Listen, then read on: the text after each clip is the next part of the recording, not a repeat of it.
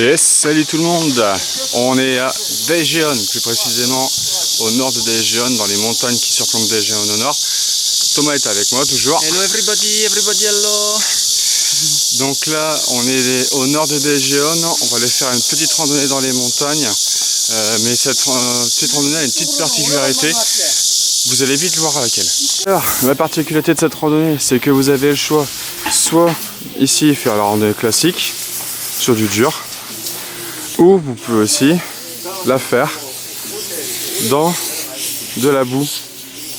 Ici c'est tout de la boue, mais alors c'est pas de la boue, de la boue de terre, c'est tout de l'ocre, principalement de l'ocre, donc qui donne une couleur orange, comme ça, orange clair, très clair.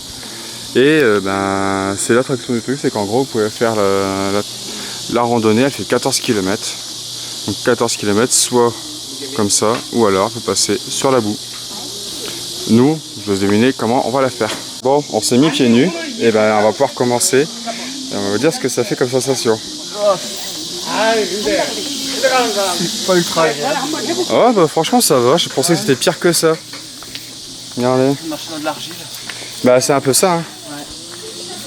Ouais. Là, regardez.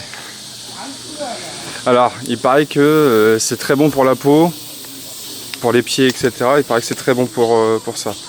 Donc, on va essayer de la faire En entier comme ça. En entier comme ça. Je dis pas qu'on la fera peut-être. Enfin, moi, je sais pas si j'arriverai à la faire complètement comme ça, parce que ça glisse bien. Alors, 14 km comme ça, marcher comme ça promet. Je vous raconte pas la sensation. C'est d'un bizarre. On a l'impression de marcher dans, je sais pas, un truc visqueux. C'est froid en plus, ça fait du bien aux pieds, mais c'est chelou, c'est chelou. Toi Thomas, t'en penses quoi? C'est bizarre, ouais, c'est une texture assez bizarre mais c'est marrant. Ouais. Par contre, on a le droit de marcher dans la boue comme on veut. Bon, vous inquiétez pas, après à la fin on a de quoi nettoyer nos pieds. Il y a une fontaine, il y a de quoi faire sécher et tout. Hein. C'est fait exprès, tout est aménagé pour.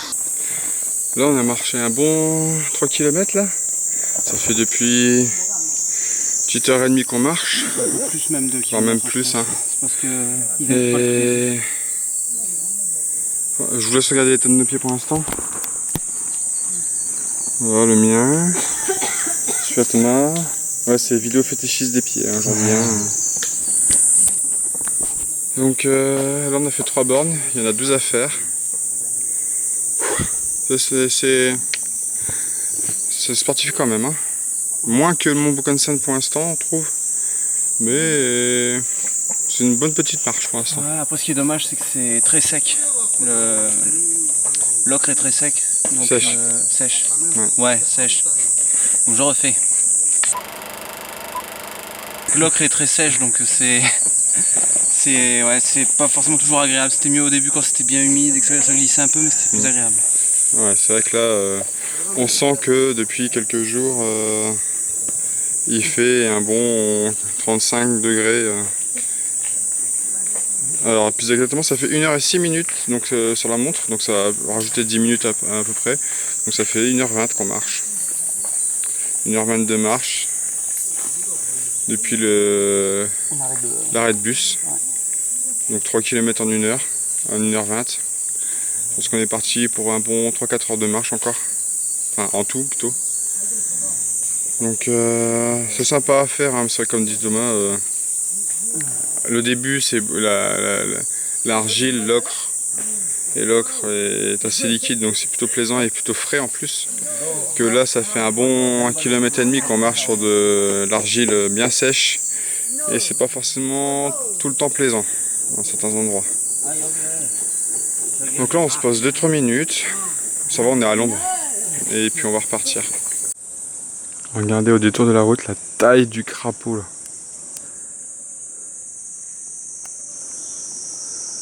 En pleine nature. Regardez-moi la taille du truc.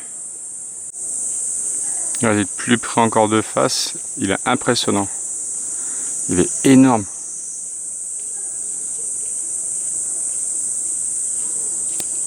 On est arrivé à mi-parcours, enfin presque à mi-parcours. Et regardez-moi la vue qu'on a sur la vallée. Franchement, c'est incroyable. Et on a des gens qui habitent en bas, là, dans la vallée. Il doit y avoir une petite route qui passe. Ouais, il y a une petite route en bas. Mais le lac là-bas, c'est magique.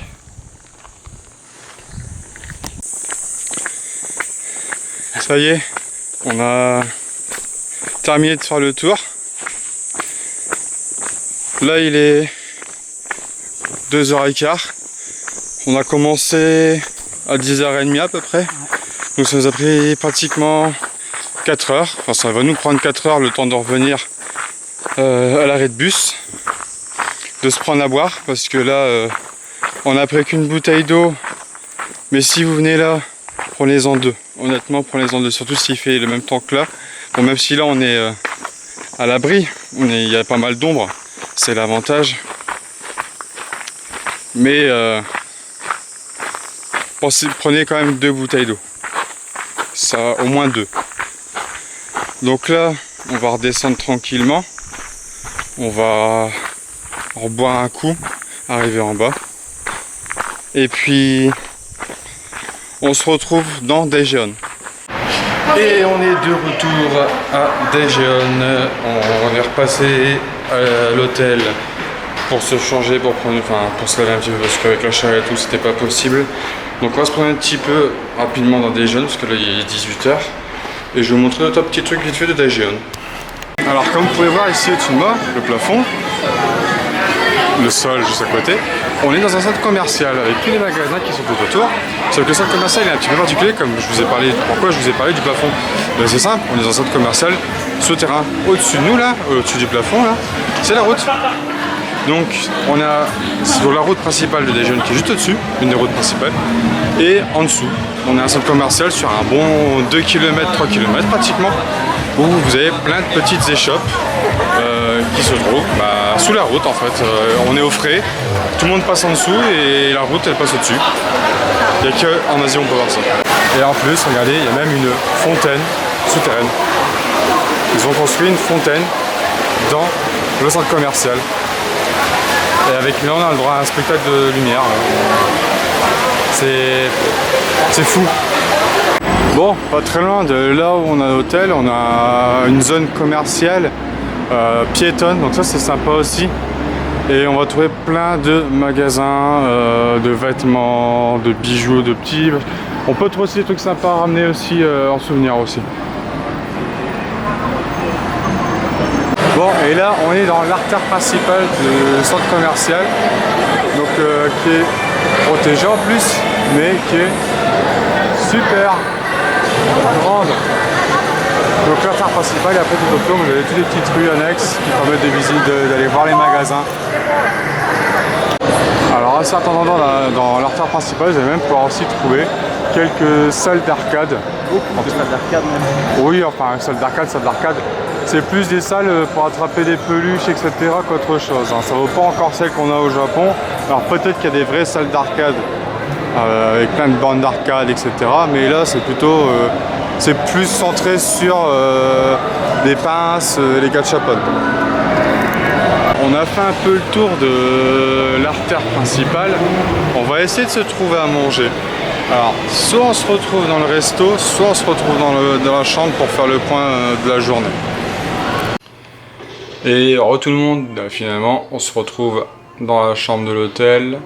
On a été manger rapidement dans un resto qu'on a déjà fait auparavant. Enfin, c'est la même filiale que si vous vous souvenez, le poulet avec le fromage et tout, c'était la même filiale.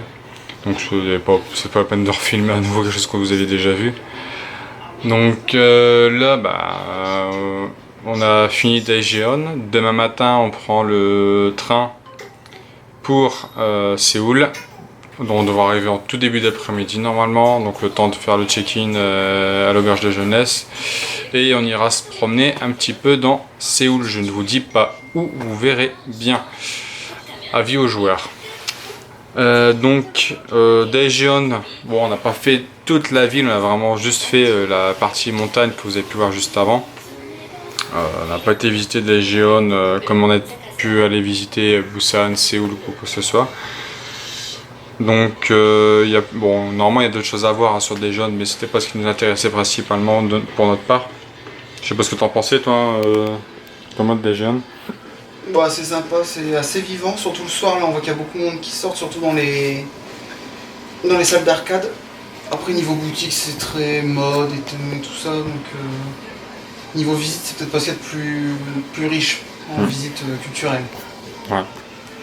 Ouais, pour là où on était, c'était vraiment le cœur centre-ville, un peu comme si on était un peu à mini Hongdae, à Séoul. Donc bon après il y a d'autres choses à voir. Hein. Ça, je vous laisse faire des recherches sur internet si des jeunes vous intéressent. Donc là, bah, je m'occupe de. Bon, la vidéo du coup elle est plus courte aujourd'hui, beaucoup plus courte. Parce que pendant la randonnée qu'on a fait en montagne, on n'a pas eu... Le seul point de vue, c'est celui que vous avez pu voir.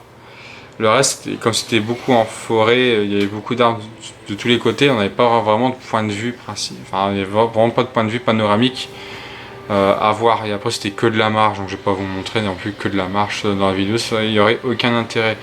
Mais sinon, la randonnée, assez sympa. Hein, Thomas Ouais, c'est sympa, ça change de marcher un peu pieds nus. Après, on a remis les chaussures au bout d'un moment parce que c'était un peu sec, donc ça faisait mal aux pieds. Sympa, une bonne petite marche, ça fait du bien. Ouais, c'est vrai qu'au niveau de la partie, on va dire, boueuse du trajet n'est pas sur les 14 km. Enfin, normalement elle est sur les 14 km, mais là, avec la chaleur en ce moment, il y a une partie qui est encore mouillée volontairement. Elle est humidifiée encore volontairement, ce qui fait qu'on a encore de la boue bien boueuse. Et arrivé à un moment, il y a pouf, tout est sec. Donc ça devient vraiment difficile de marcher là-dessus. Donc on est arrivé à un point d'eau, on a nettoyé et puis on a rechaussé les claquettes et puis on a fini la claquette. On a été plus vite du coup pour marcher. C'était moins prise de tête. Donc voilà. Donc là, je monte la vidéo, je vous mets ça sur YouTube. Et puis nous on se dit à demain. Ciao!